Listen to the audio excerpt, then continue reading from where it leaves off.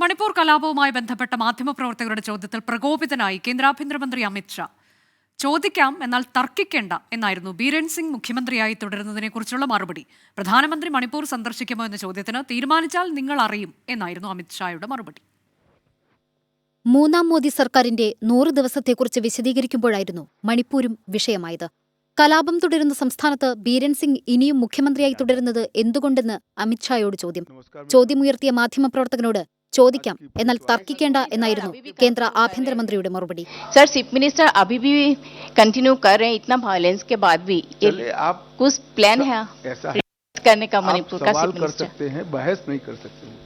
സംഘർഷം അവസാനിക്കാത്ത മണിപ്പൂരിൽ പ്രധാനമന്ത്രി സന്ദർശനം നടത്തുമോ എന്ന് മറ്റൊരു ചോദ്യം. തീരുമാനിച്ചാൽ നിങ്ങൾ അറിയുമെന്ന ഒറ്റവരിയിൽ അമിത്ഷായുടെ മറുപടി. മോദിജി मणिपुर विजिट करेंगे और सेकंड चीफ मिनिस्टर अभी भी कंटिन्यू कर रहे हैं. മണിപ്പൂരിൽ സമാധാനത്തിനായി ഇരുവിഭാഗങ്ങളുമായി ചർച്ച തുടരുകയാണെന്ന് കേന്ദ്ര ആഭ്യന്തരമന്ത്രി വ്യക്തമാക്കി.